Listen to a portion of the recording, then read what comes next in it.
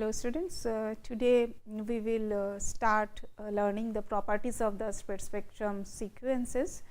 In the last module we have learned the generation mechanism of a spread spectrum sequence based which is a ML sequence based the linear feedback shift register architecture. We will continue our discussion today following the same architecture, and we will try to see the properties of the spread spectrum sequences generated by this kind of the linear feedback shift architecture, shift register architecture.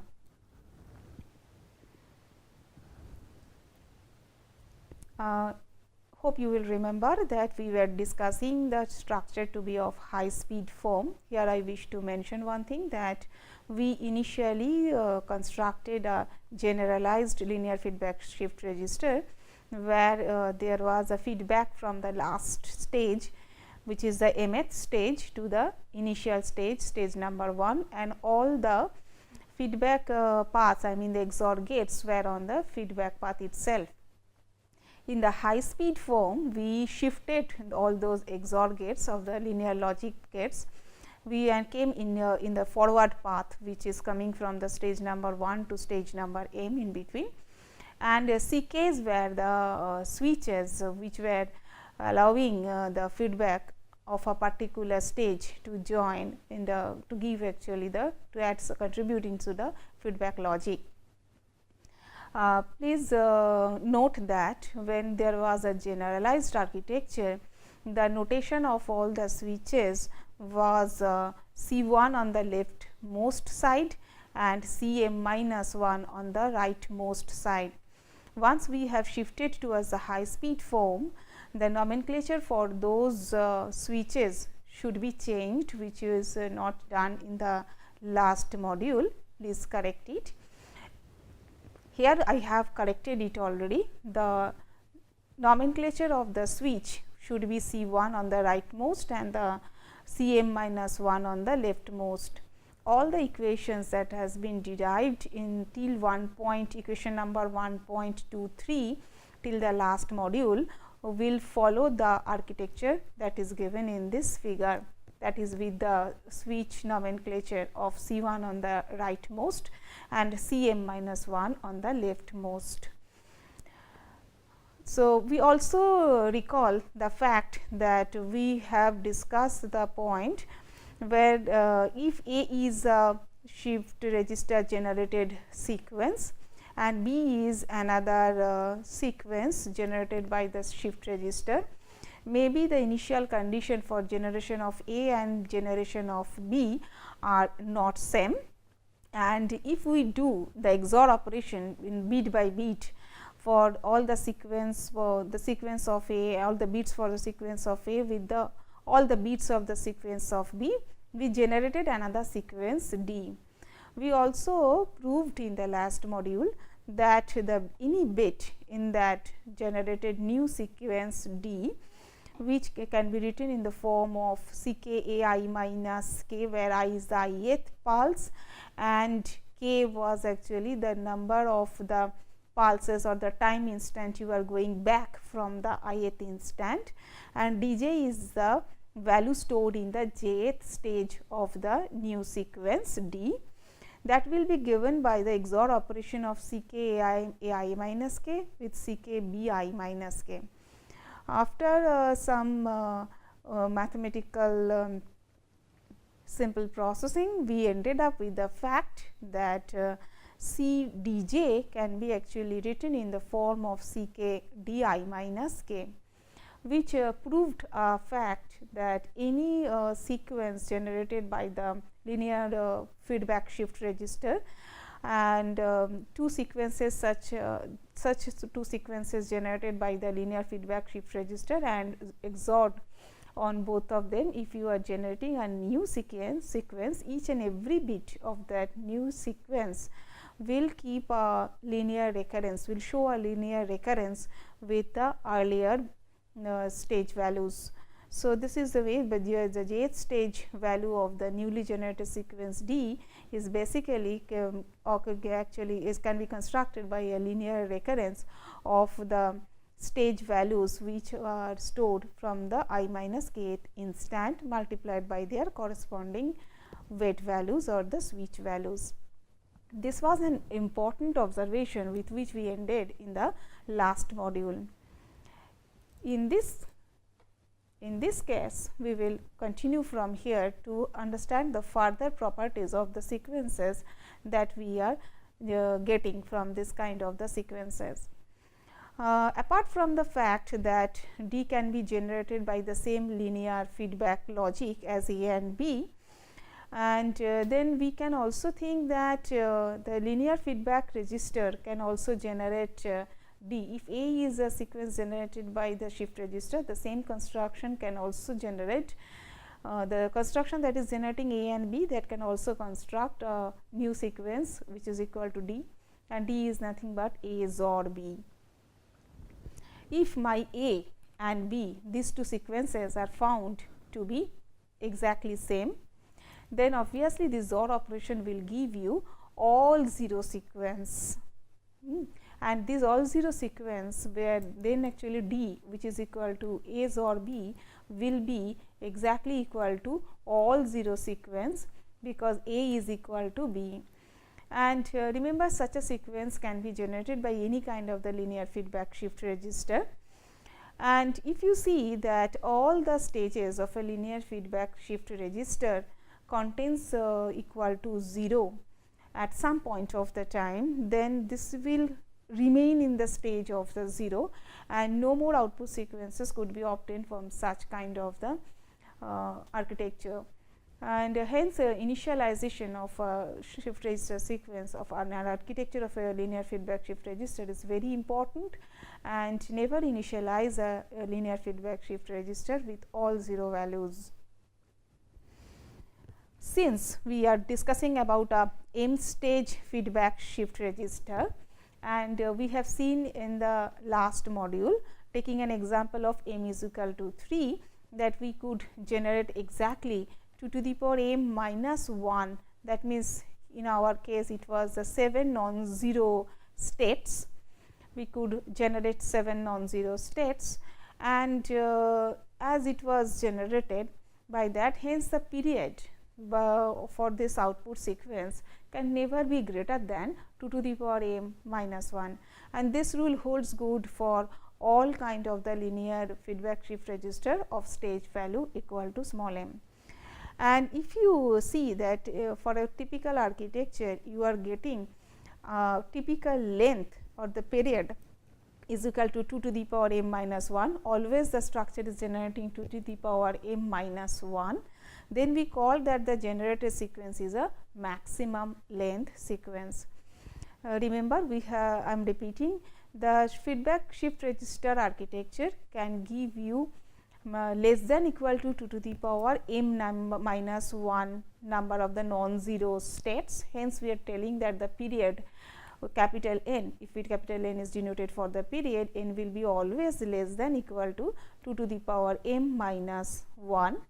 And if by chance you see that N is equal to exactly 2 to the power M minus 1, the stage value is such that the period is equal to 2 to the power M minus 1, then this kind of the sequence will be called maximum length sequence or ML sequence. Very important kind of the sequence in the field of spread spectrum communication, because this is the, we will see later on that this is the mother of the sequence generation of any kind that we can think of till today.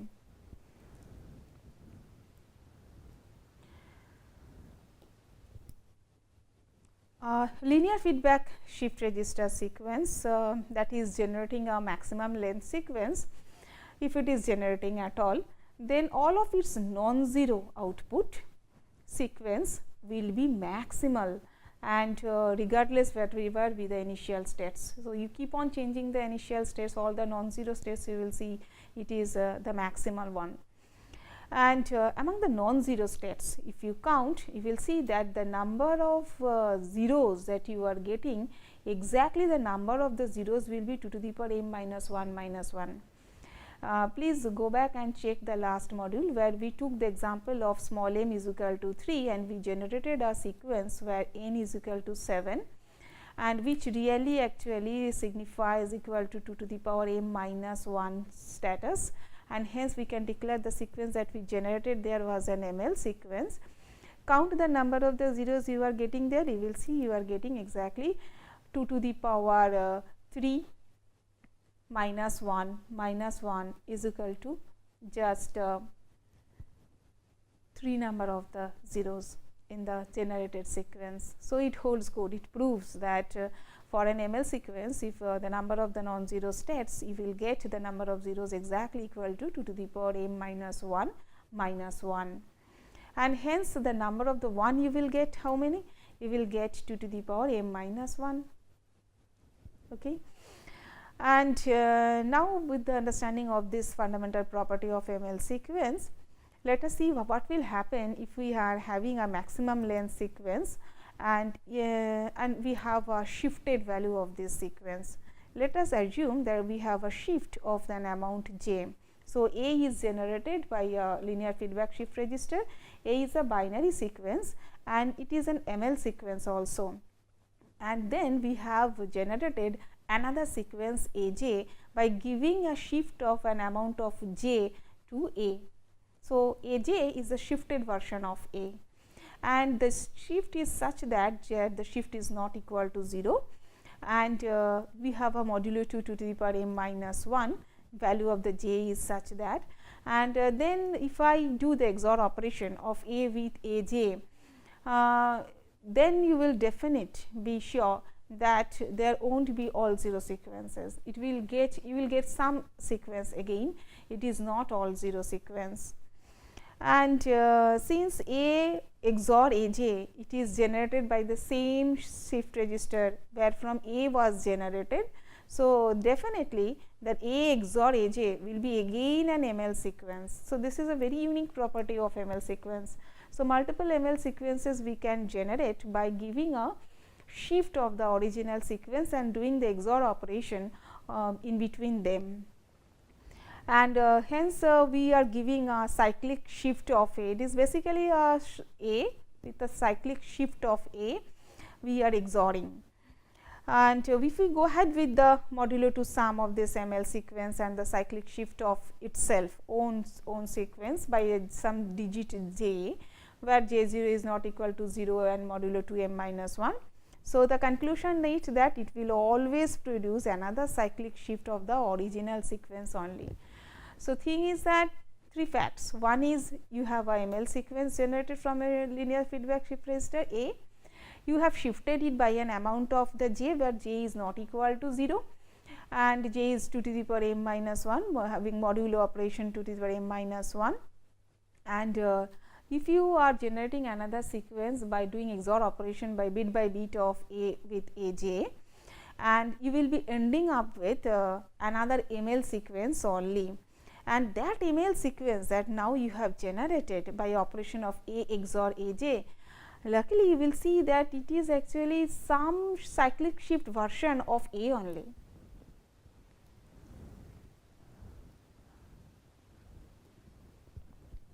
And that is, if I now write this in a mathematical form, how will it look like? I have taken A, I have shifted A by amount of j, I am doing the XOR operation, I am ending up with another k. Finally, this k is the amount of the cyclic shift of A, it is such that A, AJ, AK all are the ML sequences. Okay.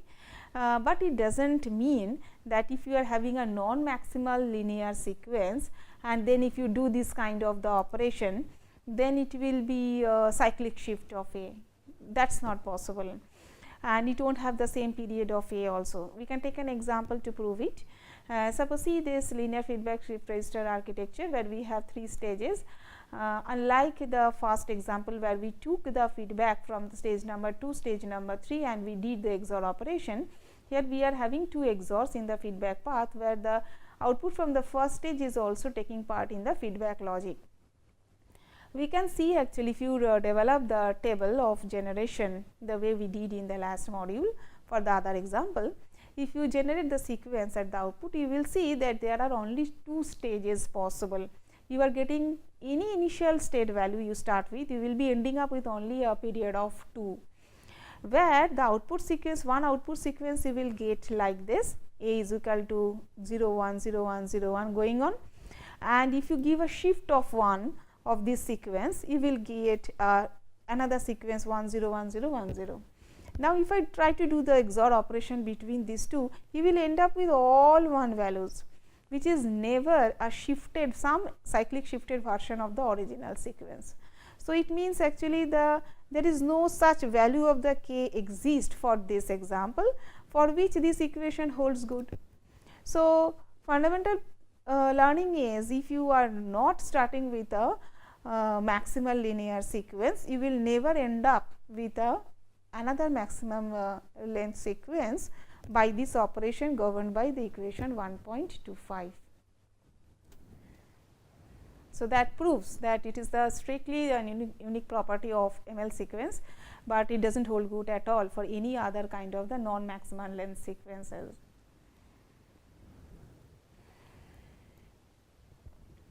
Now, coming back to the rest of the properties of this ML sequence.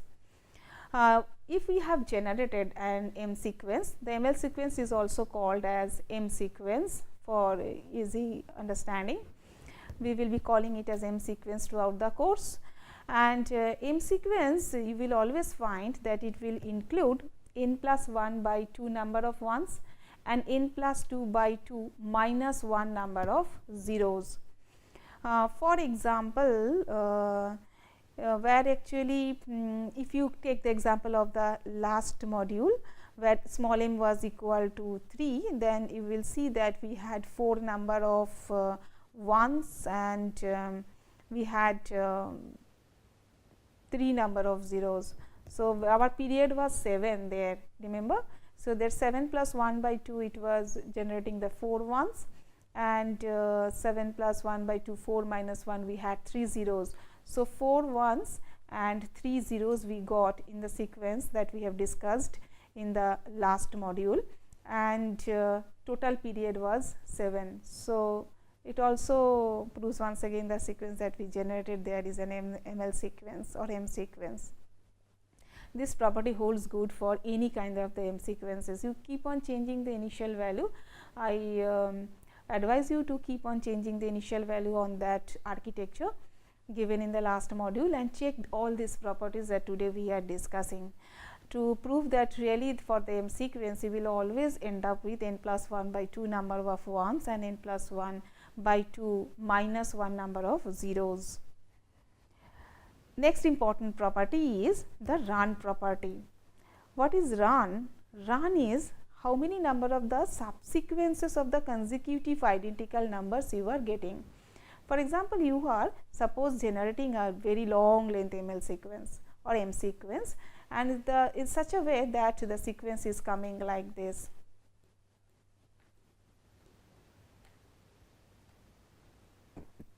Like this, okay. Then run is, by run we say that how many consecutive same bits are coming. For example, for run property, if it is an ML sequence, it will contain at least one run of ones of length small m. What is the meaning?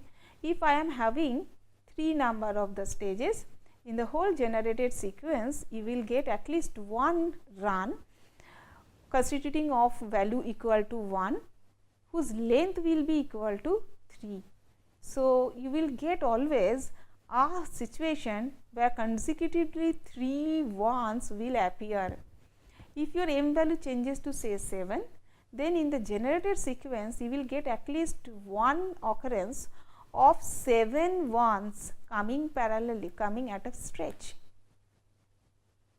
That is standard. You take it, you try to prove it with different value of initial situation and different value of the small m values, and you will realize.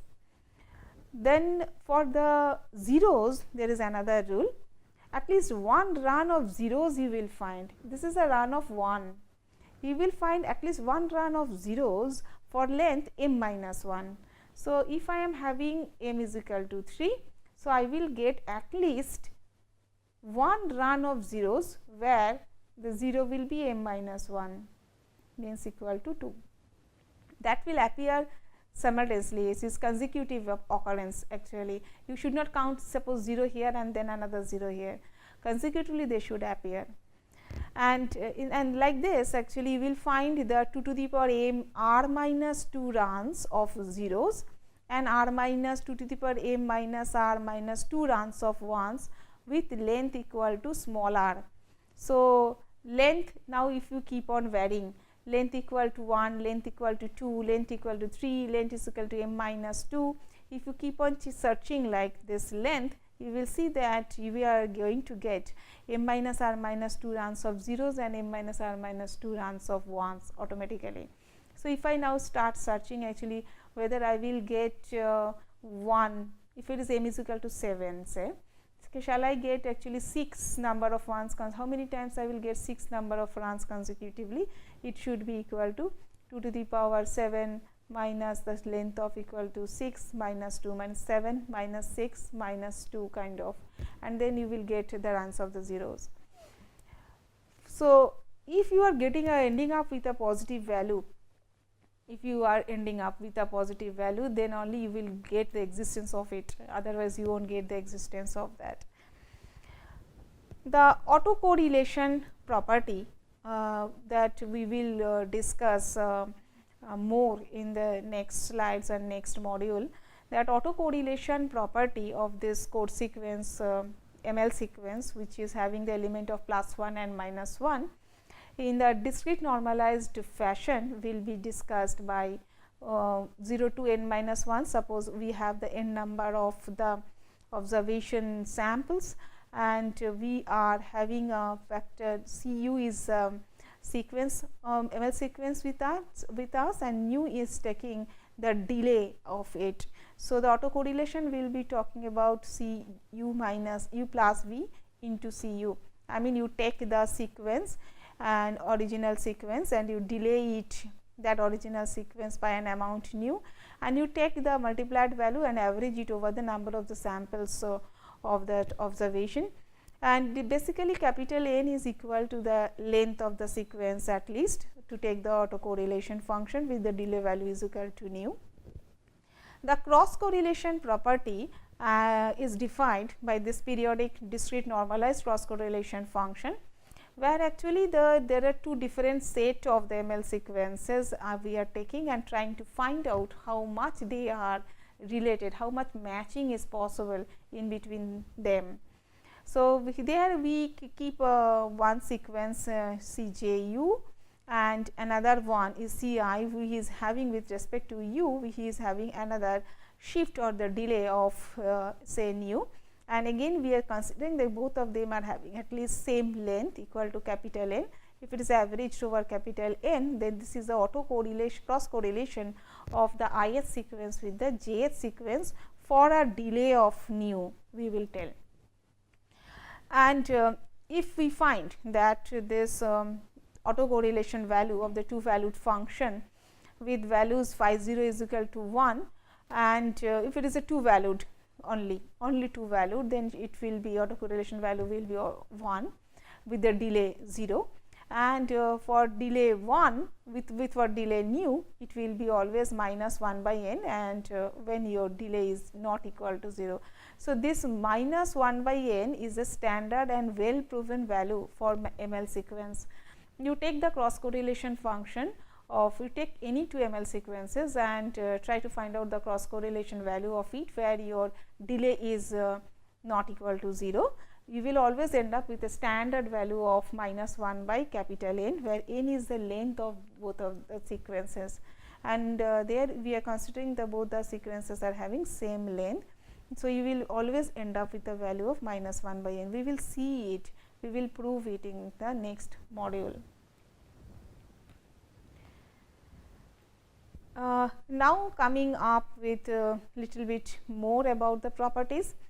If you are considering about the M sequence with very large length capital N, which has an ideal autocorrelation function, which is similar to have a sequence of the Bernoulli random numbers. M sequences usually give you very near ideal autocorrelation property. What is the ideal autocorrelation property? Ideal autocorrelation property starts from the random binary sequence properties of the autocorrelation property of the random binary sequence.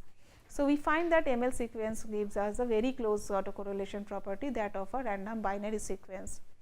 Cross correlation function of the M sequences, they contain the number of the peak values, which is side lobe values also, and they are diminishing if you are increasing the value of the capital N. So, if you increase the length of the sequence, you will get the cross correlation value peaks heavily down, which is a very good property for the code design, especially with related to the synchronization, where we do not prefer to have the multiple peaks. Then you will get a false lock in the detection of the synchronization, in detecting the synchronized points. So, these undesirable peak values of this cross correlation and the autocorrelation functions, that can be defined as this. Usually, generally the subsets of any M sequences, they are selected in such a way that you can get always the best autocorrelation and the best cross correlation property. So, ML sequences are having the huge set, and you can actually have a flexibility to choose a pair of the good sequences, such a way that you get a good autocorrelation property, and I mean very high value of the autocorrelation property, and the cross correlation property goes almost close to 0.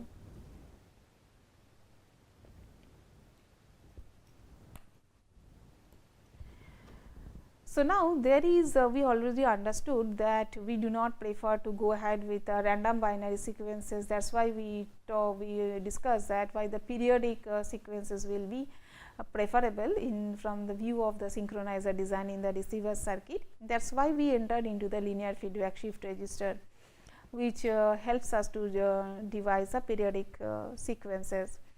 Once we are dealing with a periodic sequence, we have to deal with the periodic autocorrelation. So, autocorrelation cannot have a single periodic function, cannot be a single periodic function. So, let us slowly enter into that periodic autocorrelation values. Suppose I have a binary sequence A, who is having the components drawn from the Galois field 2. We have the components AI and they are drawn from the Galois field 2. We understand if it is a Galois field 2 component, it can have only two values 0 and 1. Let we can mapping that 0 and 1 value in a binary antipodal sequence P in such a way that for 0 we will get -1 and for 1 we will get +1.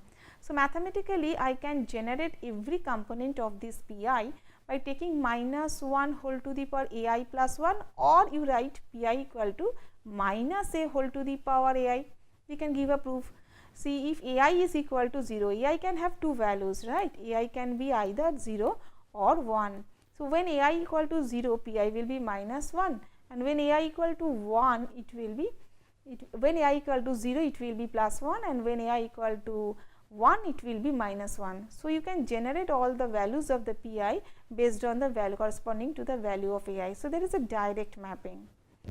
Now, when we talk about the periodic autocorrelation of the periodic binary sequence A, we are considering that suppose the period that is associated with this binary sequence A is capital N, and we can define now the periodic autocorrelation of this P is equal to, for a shift j, is equal to Pi plus j and averaged over 1 by n. So, as if Pi is one set, Pi plus j is a shifted version of this, by shift is by j, and then this is a periodic autocorrelation function for the period of capital N is yielding. And if I substitute now the values of Pi and Pj from here, I will be ending up with -1 whole to the power ai for Pi into -1 whole to the power ai plus j for Pj, Pi plus j, and hence this is the final expression we are ending up. And basically this is nothing but we understand that there is no over a Galois field 2, there is no existence of simple addition. Basically all are the modulo 2 operation or the XOR operation, and this whole expression now can be written as, especially after summation, it can be simplified in the form of aj minus dj.